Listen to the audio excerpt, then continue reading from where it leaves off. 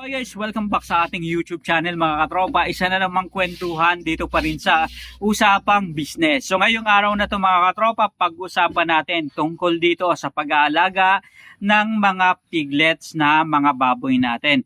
Ibig sabihin, kapapanganak pa lang ng baboy, ano ba yung mga bagay na magandang gawin? So na-topic na natin, na-discuss na natin yung siguro mga 4 na bagay na mahalaga talagang gawin sa ating mga piglets.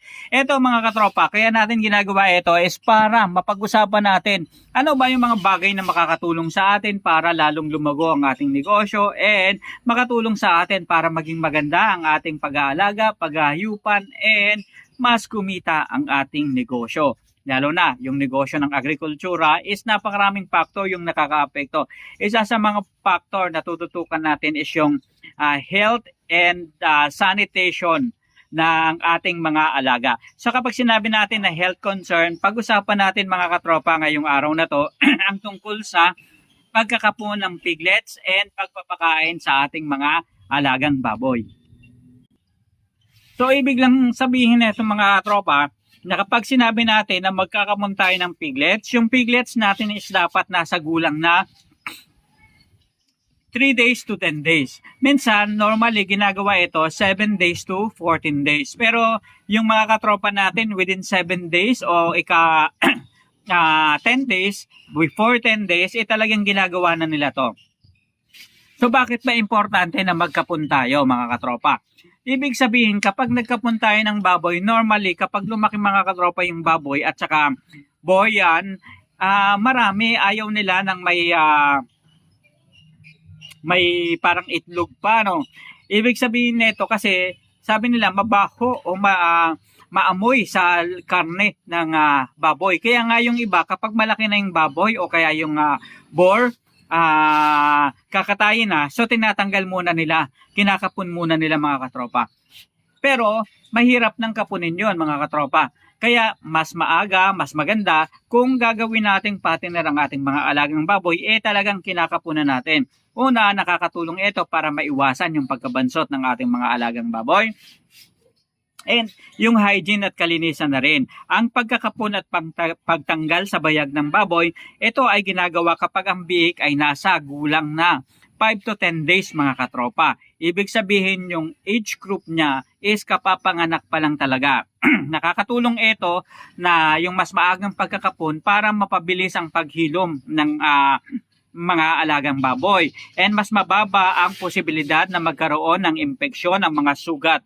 Ibig sabihin, kapag nagkakapon tayo, right after na magkapon tayo, kailangan ginagamitan natin mga katropa ng pang-sanitize and yung mga ginagamit rin na pang-spray sa mga sugat, Combinex o kung ano man yung mas komportable sa inyo. So makakatulong yan para at least hindi ma-infection yung ating mga alagang baboy. Ngayon mga katropa, kung wala pa kayong karanasan, kakayahan, kasanayan, o naging experience sa pagkakapon ng baboy, mas maganda, lalo na kung baguhan pa lang kayo, mas maganda and mas makakabuti na kumuha kayo o magpatulong kayo doon sa mga nakakaroon na ng experience sa pagkakapon. Ibig sabihin sa negosyo ng pagbabuyan, mas maganda yung meron tayong support group, support system, and meron tayong mga kakilala na nag-aalaga na ng baboy.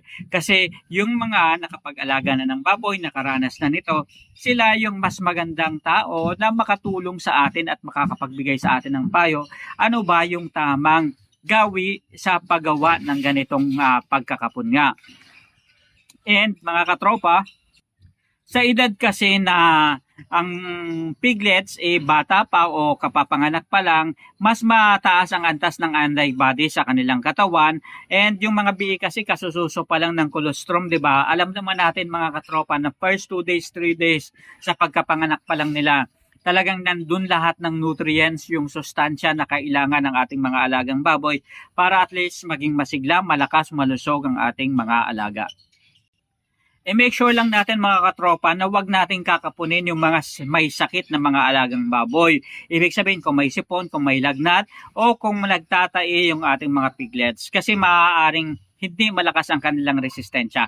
And kapag nagkapon tayo, alalahanin natin na minsan nagkakaroon ng sugat yung ating mga alagang baboy. Kaya nga mga katropa, importante rin na yung ibang mga tao na nag-aalaga ng baboy, sinasabay na nila yung pag-i-inject ng vitamin B complex o minsan dire-diretso na kasabay na ng pagtuturok ng iron na rin.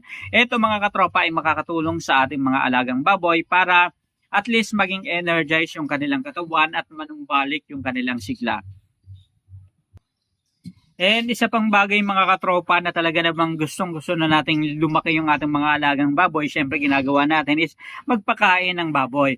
So ibig sabihin nito mga katropa, kahit kasi hindi natin i-introduce, talagang unti-unti na nating mapapansin, natututo silang kumain at kinakain nila o sumasalo sila dun sa pagkain ng ating mga inihing baboy.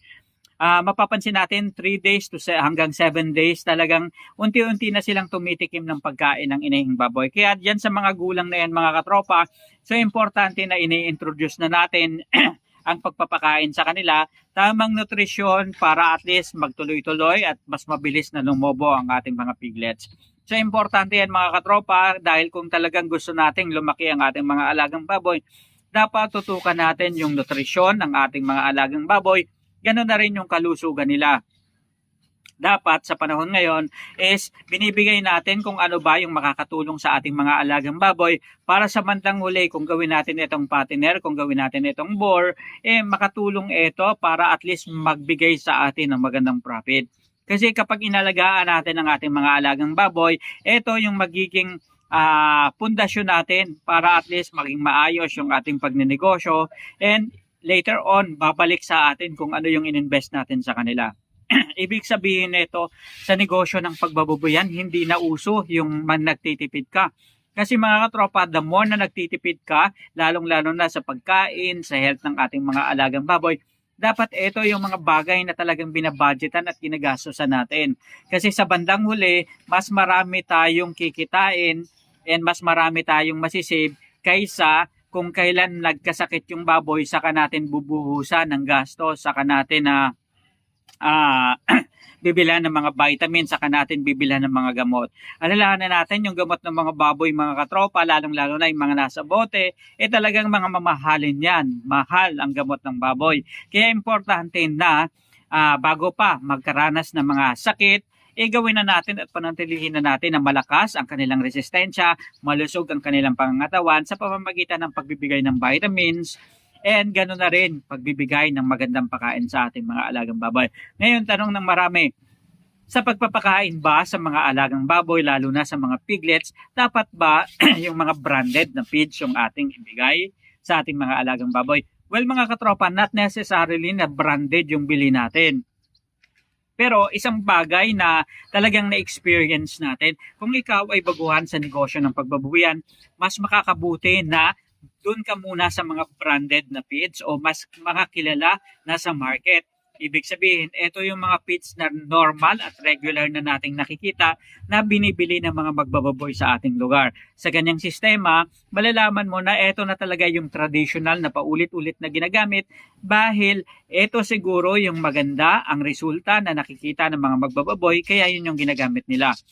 Maaari ka rin namang gumamit mga katropa yung mga hindi branded.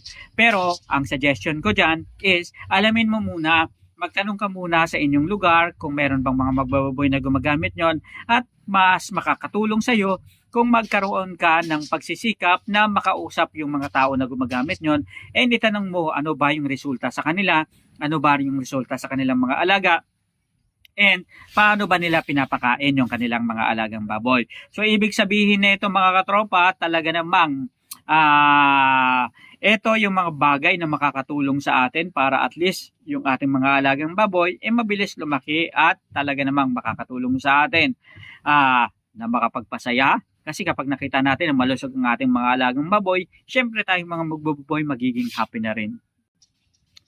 So alamin na rin yung tamang pagpapakain ng booster feeds and gano'n na rin yung transition ng booster feeds papunta mga katropa sa pre-starter. Normally mga katropa, 17 days o pwedeng tumagal pa ng 3 weeks yung ating pagpapakain ng booster feeds. Ibig sabihin nito, pero hinay-hinay lang naman yan, mga 10 grams hanggang sa umabot ng 100 grams. Depende sa inyo mga katropa and depende sa kung ano na yung kayang ubusin ng ating mga piglets. Mas makakabuti mga katropa na i-monitor natin yung pagpapakain dito.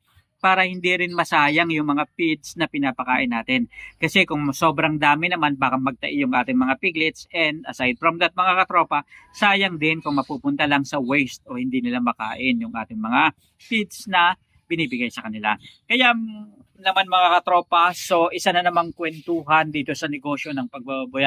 2026 na, hoping na mas marami pang kumita sa negosyo at industriyang ito, and more pa na mga discussion ang gagawin natin tungkol sa paano ba yung gabay o tamang pag-aalaga ng mga baboy mula piglets, inahin, barako, o patiner, o kung ano-ano man yan. Sasamahan niyo po ako araw-araw dito lang sa ating YouTube channel, Usapang Business, Negosyong Baboyan, kabady mo ako po. Hanggang sa muli, maraming salamat. Paalam.